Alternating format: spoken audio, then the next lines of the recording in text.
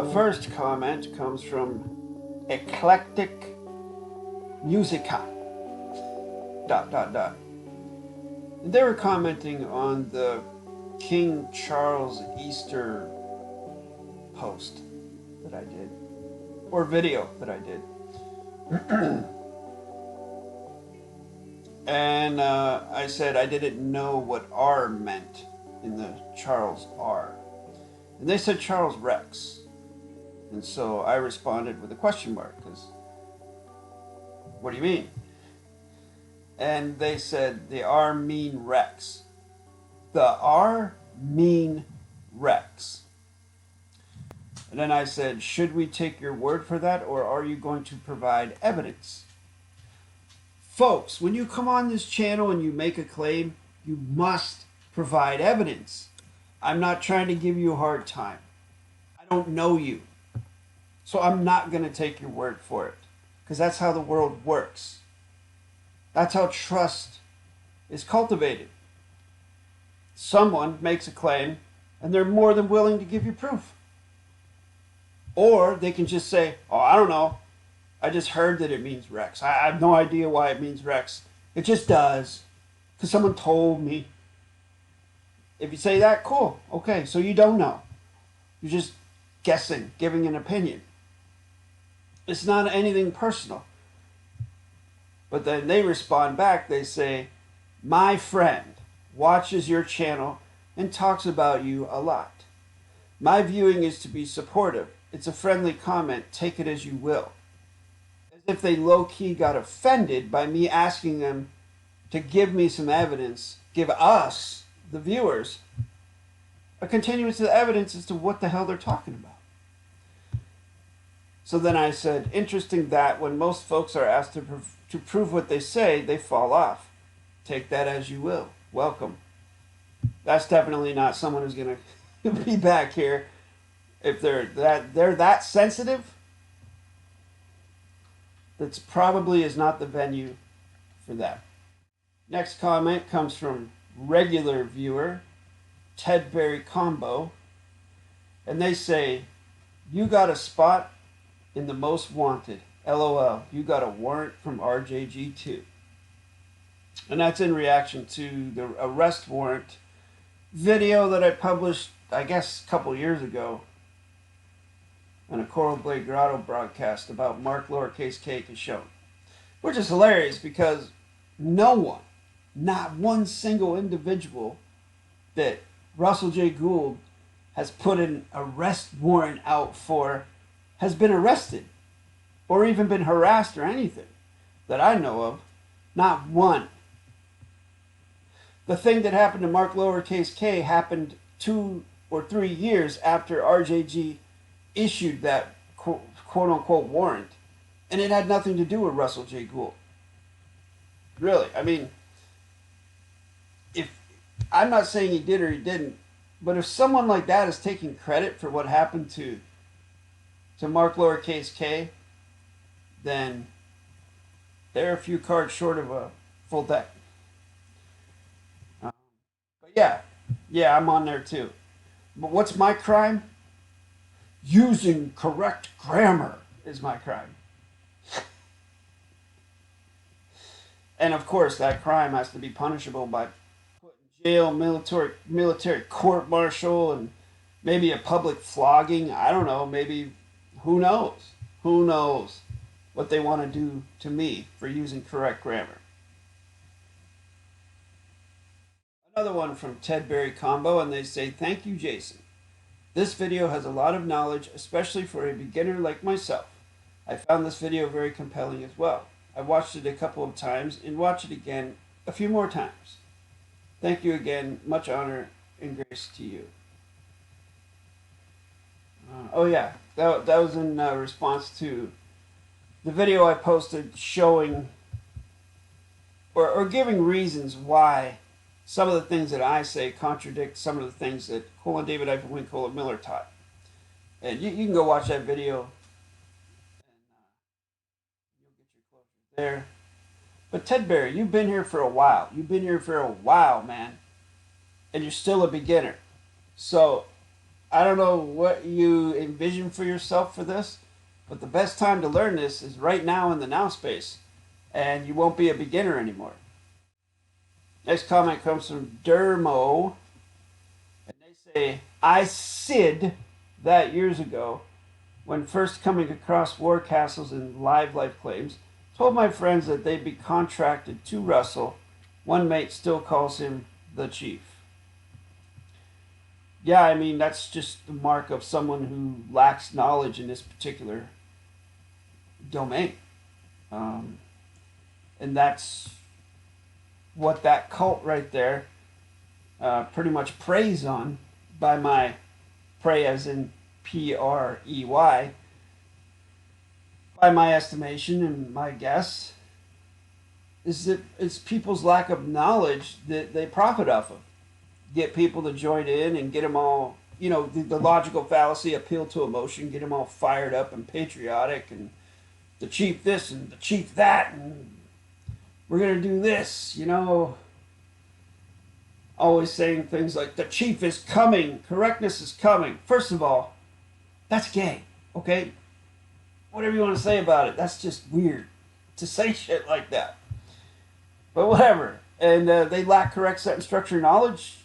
And I can say that as a tutor of 8+ years, going on 9 years, hundreds of people all over the earth with over 1,000 correct sentence structure, communication, parsing, syntax, grammar videos for free on this channel. I can say that. Because any one of those people that disagree with me, and they say, well, that's not true, Jason, I have closure on the grammar, as Bruce Lee would do.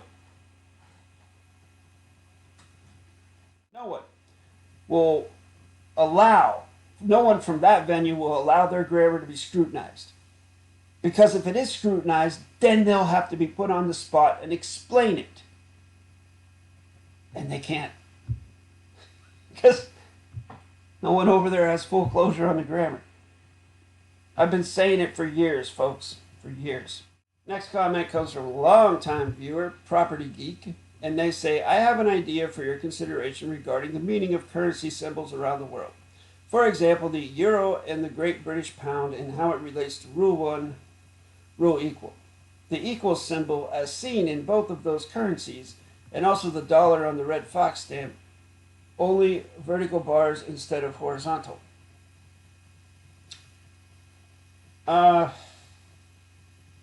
That's not what that means on the red fox stamp. It's not an equal sign.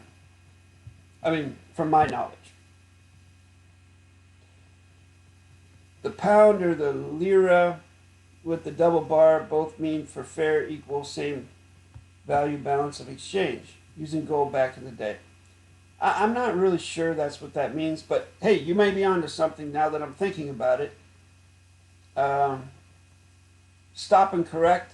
I take back my assessment that that's not what it means on the red fox stamp, because hell, I don't know for sure.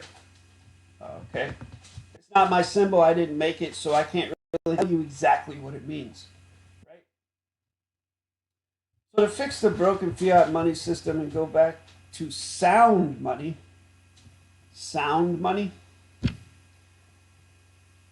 this symbol would be a good idea to salvage, as you did with the AE joined together to mean use. Not that it be gold, but any tangible substance equal value. Rule 1, rule equal. That's a wonderful idea, Jason-Brian, Taylor. Here's the thing, though. I didn't create any of those currencies. I didn't create any of those symbols. I don't claim any of them. And in order for me to do something like that, I would have to have some sort of knowledge or authority of that. Like a closure on that, and I don't.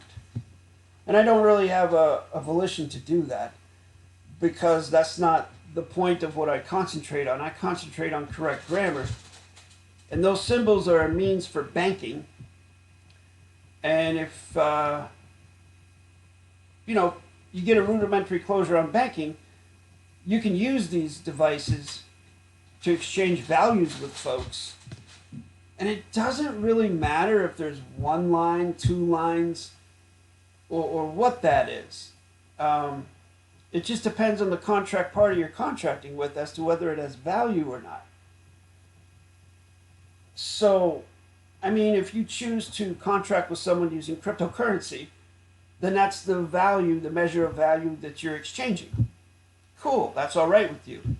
But maybe cryptocurrency doesn't mean anything to me. It holds no value for me. I can't use it for anything. It's just worthless to me. Then that's not going to work. Then we got to find something that works. So when I contract, many times I use fiat currency. Dollar bills, credit cards, debit cards, these types of things can actually get material food on the table, keep a material roof over your head. Bitcoin's not going to do that for me. And if I have to jump through 1,000 hoops to get it to do that for me, then I don't really have an interest in it.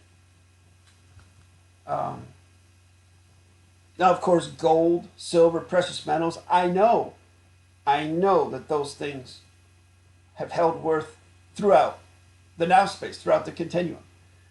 And so therefore I do contract with those things because they do hold value and don't lose value. I mean, they fluctuate, but for the most part, the value goes this way. Same thing with property and land, which, by the way, folks, I find the very idea of owning land repulsive in and of itself. On the other hand, I am a part of this whole thing, this whole system. There's really no way around it. So I do understand that that does hold value, just like gold and silver holds value. And it usually only goes that way. There may be dips and drops and things like that, but for the most part, it's just like that. So that's why I wouldn't do something like that. With the grammar, I can do it, and I know people can use it, and people will use it in this small domain. However, something like that is just, it's worldwide, so it wouldn't, what I would do, I could do that, but how many people would use it? And could you use it, you know, in a foreign vessel in dry dock? The same thing would happen. Oh, here's a good example, all right? So when you're in a foreign vessel in dry dock trying to stop a trespass using a correct sentence structure, communication, parse, syntax, grammar, document, contract, postal vessel, court, venue. When you go in there using correct grammar, you're inviting them onto the geometric level playing field of contract when you take jurisdiction over that well of the court. 9.99999 times out of 10, they vacate. They don't want you there. They want you out of there. They don't want to be there. They leave. Whatever happens, they want you out of there. They don't want to participate with what you're doing because they don't want to participate with Rule 1, Rule Equal. They don't want to participate with fairness. The same thing would happen with this. I can guess that if someone were to salvage these symbols you're talking about and project those types of values onto these things that we don't create, because in order to have this really work, you'd have to create your own currency with your own symbol and get people to start using it. That's the only real way to do it. I mean, real as in the fiction sense, the only certifiable, verifiable way to do it. And that's a big piece of the pie to chew on right there. That's a lot to bite off. But anyways, if you go into a foreign vessel in dry dock trying to do that, the same thing would happen. Only since you're trying to encroach upon their area and their money, you'd probably end up in jail. Just saying. A short while ago, when I got back from Arizona, I had a meeting. I met a gentleman down there, and he gave me some algorithmic counsel, which I followed. And he's pretty much been spot on about certain parts of it. So this individual, Valentin, decided to share their advice, even though I didn't ask for it. Lots of people presume that they ought to do this because they know better what's best for you. So anyways, they say it's not just the lengths of the videos, it's the hook. Start with the most important thing in the first 3 to 5 seconds to hook the viewer in, and then slowly reveal what you promised in that hook. I mean, any writer knows that type of thing, right? Anyone who has an experience with marketing and stuff like that. So I thought, I wonder what experience Valentin has. Are they a successful YouTuber? Do they have thousands and thousands and hundreds of thousands of views and subscribers and so on and so forth? I went to their channel. Cool picture for sure. They joined 13 years ago and they have 6 subscribers. Thank you for your opinion, Valentin. Next comment comes from MCCOSEST, and they say they are selling CSSCPSGP live claims, not CSSCPSG live claims. They added the word performance to it. General legal definition of performance. In law, performance refers to the execution or fulfillment of a duty, promise, or obligation as required by contract, statute, or order. See, this individual, this tells me that they don't have anywhere near any closure on correct sentence structure, communication, parsing, syntax, grammar, because they're going into general legal definition of performance. Okay, fine. That would only mean anything if you're in a legal venue giving jurisdiction to the fiction, which the legal system is fiction. So let's take a look, since we're talking about definitions, no finite contracts. Performance refers to the execution of a duty, promise, or obligation. So an execution, an executor, or executee. So that means you're going to execute a duty, a promise. That tells you all you need to know about the legal system there, MCCOSEST.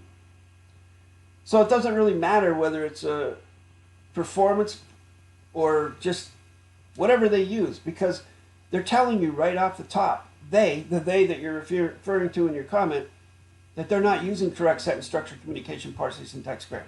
They're using something else. They added something to it. They modified the title. It's not correct sentence structure. And so therefore, it's not a correct sentence structure, communication, parsing, syntax, grammar, live claim, because there's no correct grammar on it. And I've proven this in several videos. You can check it out yourself. But thanks for the comment. Next comment comes from For the Pascal. A student of mine. Actually haven't heard anything from him lately, so hope he's doing okay. But they felt fit to comment. They said, I believe you introduced this concept to CSSCPSG. It is such a beautiful and fundamental part of this technology that I am forever grateful for your contribution. Shaka. Shaka, thank you very much, Pascal. Much honor to you, and grace to you as well. I thank you for your kind words. And just to slightly correct what you're saying there, I introduced the concept in the public. However, the concept itself, the balance of the honor and grace, was introduced to me by my tutor, Raven-Farhad-Tawhidi-FRN. And so he is the nativity creator or facilitator or sharer of that concept. And I'm the sharee, and I just on to everyone else out there. Thank you for the comment. Last comment comes from Tedberry Combo, and they say, I have a copy of a Constitution for Australia Origines written by DWM and RGG. I don't have closure on the grammar, but I can understand when you write correct sentence structure, the mathematical interface written and read either way. I suspect RJG overcomplicates his volition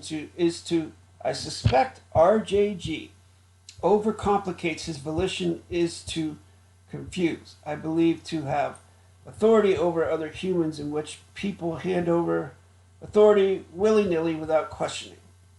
I appreciate you. Thanks. I appreciate you too, man. And I do agree with most of what you're saying here. Even though it's all speculation, right? It's assumption, presumption, it's a guess. We don't know really why RJG writes the way he does.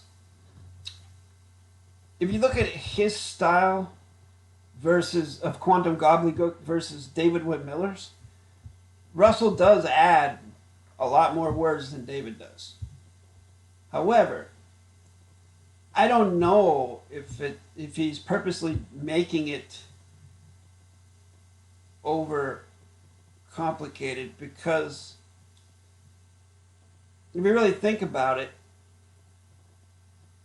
maybe by him doing that, he's just basically being lazy. Instead of creating this claim and this claim and this claim, he combines it all into one claim. But let me tell you something. Every claim only has one verb of the thinking. So there should only be one main idea per claim. In correct sentence structure, that goes without saying. Russell kind of goes against that.